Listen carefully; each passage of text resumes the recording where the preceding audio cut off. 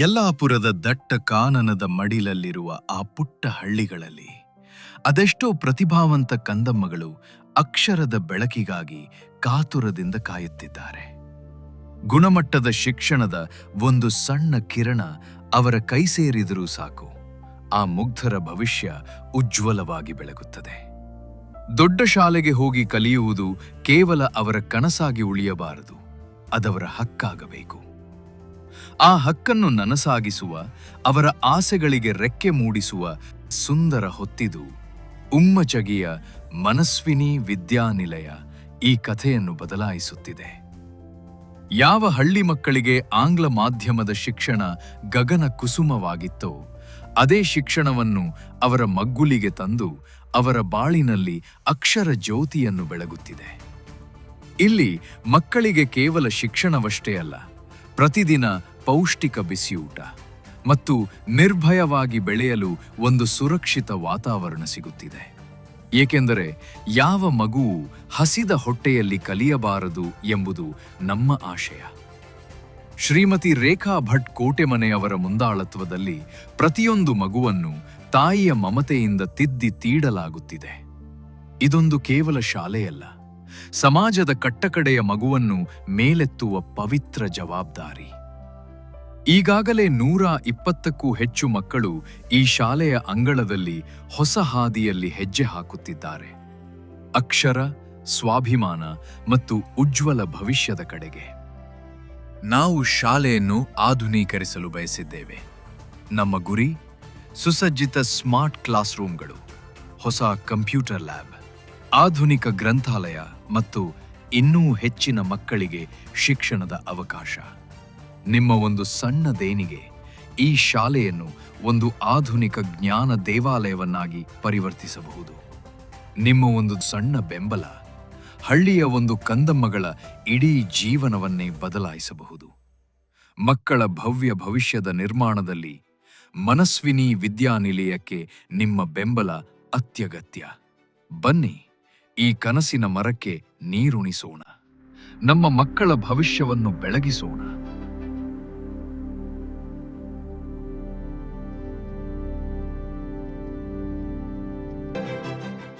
ಎಲ್ರಿಗೂ ನಮಸ್ಕಾರ. ನಾನು ರೇಖಾ ಭಟ್ ಅಂತ. ಹುಟ್ಟಿದ್ದು ಇಲ್ಲೇ ಪಕ್ಕದಲ್ಲಿ ಒಂದು ಸಣ್ಣ ಹಳ್ಳಿ ಬಾಳೆಹದ್ದ ಅಂತ. ತುಂಬು ಕುಟುಂಬದಲ್ಲಿ ನಾನು ಹುಟ್ಟಿದ್ದು.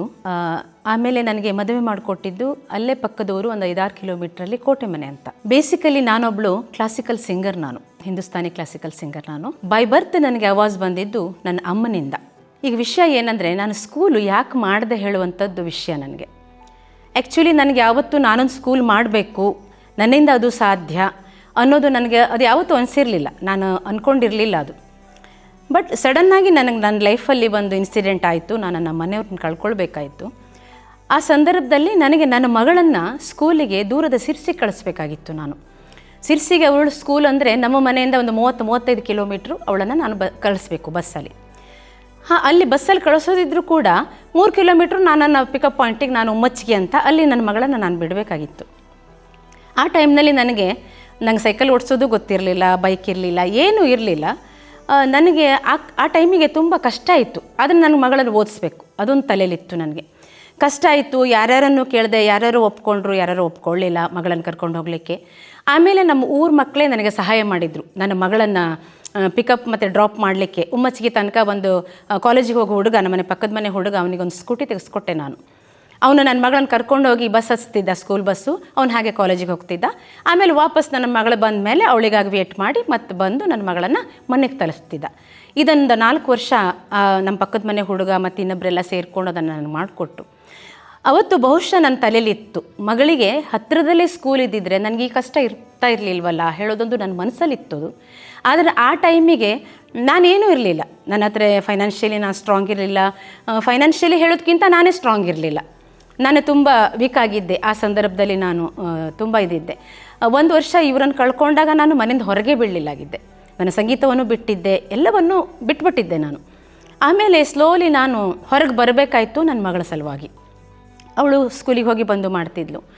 ಆಮೇಲೆ ಏನಾಯ್ತಂದರೆ, ಎಲ್ಲವೂ ನನ್ನ ಬದುಕಿನಲ್ಲಿ ಅನ್ಎಕ್ಸ್ಪೆಕ್ಟೆಡ್ ಅಂತ ನಾನು ಹೇಳ್ತೇನೆ. ಅಚಾನಕ್ಕಾಗಿ ನಾನು ಯಾವ ಕ್ಷೇತ್ರಕ್ಕೆ ಹೋಗಿದ್ದಿದ್ದು ಅದು ಅಚಾನಕ್ಕಾಗಿ. ನಾನು ಆಮೇಲೆ ನನಗೆ ನಮ್ಮನೆಯವರು ಹೋಗಿ 1-2 ವರ್ಷಕ್ಕೆ ನನಗೊಂದು ಅಪಾರ್ಚುನಿಟಿ ಬಂತು USA ಇಂದ.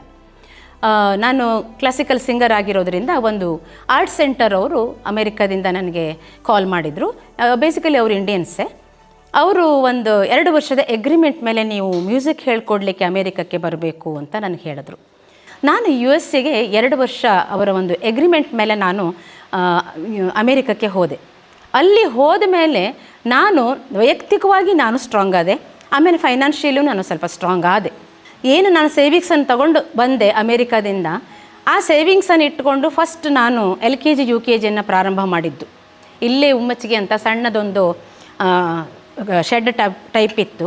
ಅಲ್ಲಿ ನಾನು ಪರ್ಮಿಷನ್ ತೊಗೊಂಡು ನಾನು LKG UKG ಪ್ರಾರಂಭ ಮಾಡಿದೆ. ಹೀಗೆ ಮಾಡ್ತಾ ಮಾಡ್ತಾ ಈಗ ನಾವು 8th ಬ್ಯಾಚ್ ಮುಗಿದು ಮಕ್ಕಳು ಈಗ 9th ಬಂದಿದ್ದಾರೆ. ಇಲ್ಲಿ ಕೂಲಿಕಾರರಿದ್ದಾರೆ, ಮತ್ತು ಟ್ರೈಬಲ್ಸ್ ಅಂತ ಹೇಳ್ತಾರೆ, ನಮ್ಮ ಕಡೆ ಸಿದ್ಧಿ ಜನಾಂಗ ಅಂತ ಹೇಳ್ತಾರೆ, ಅಲ್ಲಿ ಆ ಥರದ ಮಕ್ಕಳಿದ್ದಾರೆ. ಅವರಿಗೆಲ್ಲರಿಗೂ ಪಾಪ ಈಗ ಶಿಕ್ಷಣವನ್ನು ದೂರದ ಸಿಟಿಗೆ ಹೋಗಿ ತಗೊಳ್ಳೋದು ತುಂಬ ಕಷ್ಟ. ಪಾಪ ಬಸ್ ಹತ್ಕೊಂಡು ಹೋಗೋದು, ಅಲ್ಲಿ ಫೀಸನ್ನು ಕಟ್ಟೋದು, ಅದೆಲ್ಲ ಮಾಡೋದು ಅವ್ರಿಗೆ ತುಂಬ ಕಷ್ಟ. ಅದಕ್ಕೆ ಆದರೆ ಅವರ ಪಾಲಕರಿಗೆ ಏನಿದೆ ಅಂದರೆ, ಮಕ್ಕಳಿಗೆ ಶಿಕ್ಷಣ ಕೊಡೋಣ, ನಮ್ಮ ಲೈಫ್ ಅಂತೂ ಹೀಗಾಯ್ತಲ್ಲ, ಮಕ್ಕಳಿಗಾದರೂ ನಾವು ಒಳ್ಳೆಯ ಶಿಕ್ಷಣವನ್ನು ಕೊಡೋಣ ಹೇಳುವಂಥ ಒಂದು ದೃಷ್ಟಿ ಇದೆ ಅವರಿಗೆ. ಹಾಗಾಗಿ ನನ್ನ ಉದ್ದೇಶ ಏನಂದರೆ, ಹಳ್ಳಿಯವರು ಹಳ್ಳಿಯಲ್ಲೇ ಇರಲಿ ಅಂತ. ಪಟ್ಟಣಕ್ಕೆ ಹೋಗೋದು ಕೆಲವರಿಗೆ ಅನಿವಾರ್ಯ ಇರಬಹುದು, ಆದರೆ ಇರುವಂಥವರಾದರೂ ಈಗ ನಮ್ಮದು ಎಲ್ಲ ಅಡಿಕೆ ತೋಟ, ಗದ್ದೆ ಎಲ್ಲ ಇಲ್ಲಿ, ಅದನ್ನು ನಂಬ್ಕೊಂಡಿದ್ದವರು ಕೃಷಿಕರಿದ್ದಾರೆ. ಅವ್ರ ಮಕ್ಕಳಾದರೂ ಅಟ್ಲೀಸ್ಟ್ ಇಲ್ಲೇ ಓದಲಿ, ಹಳ್ಳಿಯಲ್ಲೇ ಇರಲಿ. ನಮ್ಮದೇನು ಮೂಲ ಬೇರೆ ಇದೆಯಲ್ಲ, ನಮ್ಮದೇನು ಮೂಲ ಸಂಸ್ಕಾರ ಇದೆಯಲ್ಲ, ಅದ್ರ ಜೊತೆಗೆ ಶಿಕ್ಷಣವನ್ನು ತಗೊಂಡ್ರೆ ಇನ್ನೂ ಉತ್ತಮವಾಗಿರ್ತದೆ ಹೇಳುವುದು ನನ್ನ ನಿಲುವು. ನಾವು ಸ್ಟಾರ್ಟ್ ಮಾಡಿದ್ದ ಶಾಲೆ ಇದು ಮನಸ್ವಿನಿ. ಇವತ್ತಿಗೆ ಇದು 9 ವರ್ಷ ಆಯಿತು ನಾವು ಶಾಲೆಯನ್ನು ಪ್ರಾರಂಭ ಮಾಡಿ. ಮುಂದಿನ ವರ್ಷ ನಾವು ದಶಮಾನೋತ್ಸವವನ್ನು ಆಚರಿಸ್ತಾ ಇದ್ದೇವೆ ಇಲ್ಲಿ. ಈಗ ನಮಗೆ ಇನ್ನೂ ಸುಮಾರು ನಮಗೆ ಫೆಸಿಲಿಟಿಗಳು ನಮಗೆ ಬೇಕು. ಇಲ್ಲಿ ಲ್ಯಾಬ್ ಬೇಕು, ಲೈಬ್ರರಿ ಬೇಕು ನಮಗೆ. ಮಕ್ಕಳಿಗೆ ಅವೆಲ್ಲ ಫೆಸಿಲಿಟಿಗಳಿಲ್ಲ ಇಲ್ಲಿ. ಇದ್ದಿದ್ರಲ್ಲಿ ನಾವು ಕ್ಲಾಸ್ ರೂಮ್ಸನ್ನು ಅಷ್ಟರ ಮಟ್ಟಿಗೆ ನಾವು ಮಾಡ್ಕೊಂಡಿದ್ದೀವಿ ಬಿಟ್ಟರೆ ಉಳಿದಂಥ ಯಾವ ಸೌಲಭ್ಯಗಳು ನಮಗೆ ಇಲ್ಲ. ನನ್ನ ಆಸೆ ಏನಂದರೆ, ಸಿಟಿಗೆ ಹೋಗಿ ಕಲಿತಾರಲ್ಲ, ಅಲ್ಲೆಲ್ಲ ಸಿಸ್ಟಮೆಟಿಕ್ಕಾಗಿ ಅವರಿಗೆಲ್ಲ ಸೌಲಭ್ಯಗಳಿರ್ತದೆ. ಅದಕ್ಕಾಗಿ ಅವೆಲ್ಲ ಒಂದು ಪ್ರಯತ್ನ ನಡೀತಾ ಇದೆ. ನನಗೆ ಮಕ್ಕಳಿಗೊಂದು ಸಣ್ಣ ಆಡಿಟೋರಿಯಂ ಬೇಕು, ಅವರಿಗೆ ಅವರದ್ದೊಂದು ಕಾರ್ಯಕ್ರಮ ಮಾಡಬೇಕು ಅಂದರೆ ನಮಗೆ ಜಾಗ ಇಲ್ಲ, ಎಲ್ಲಾದರೂ ಹೋಗಬೇಕು. ಅದೇ ನಮಗೆ ಅದೆಲ್ಲ ನಾವು ಕಲ್ಪನೆಗಳು ಇನ್ನು ಮುಂದೆ ನಮಗಿದೆ. ಇನ್ನೂ ಕ್ಲಾಸ್ ರೂಮ್ಸ್ ಬೇಕು ನಮಗೆ. ಅವೆಲ್ಲವನ್ನು ದೃಷ್ಟಿಯಲ್ಲಿ ಇಟ್ಕೊಂಡು ನಾವು ಮುನ್ನೆ ನಡೀತಾ ಇದ್ದೇವೆ. ಅದರ ಬಗ್ಗೆ ಒಂದು ಪ್ರಯತ್ನ ಕೂಡ ನಾವೀಗ ಮಾಡ್ತಾ ಇದ್ದೇವೆ. ಡೊನೇಷನ್ಸನ್ನು ಕಲೆಕ್ಟ್ ಮಾಡಬೇಕು, ಎಲ್ಲ ಪ್ರಯತ್ನಗಳು ನಡೀತಾ ಇದೆ. ಎಲ್ಲರ ಸಹಾಯ ಬೇಕು, ಸಹಕಾರ ಬೇಕು, ಮಾರ್ಗದರ್ಶನ ಬೇಕು ಅಂತ ಹೇಳ್ತಾ, ಎಲ್ಲರ ಹಾರೈಕೆ ಮನಸ್ವಿನಿ ಮೇಲೆ ಇರಲಿ.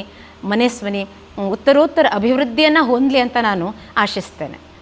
ಎಲ್ಲರೂ ಬನ್ನಿ, ಮನಸ್ವಿನಿಯನ್ನು ನೋಡಿ ನಮ್ಮ ಮಕ್ಕಳನ್ನು ಆಶೀರ್ವದಿಸಿ ಮಾರ್ಗದರ್ಶನ ಮಾಡಿ. ನಿಮ್ಮೆಲ್ಲರ ಸಹಾಯ ಸಹಕಾರ ನಮಗೆ ಯಾವತ್ತೂ ಇರಲಿ ಅಂತ ನಾನು ಕೇಳ್ಕೊಳ್ತೇನೆ.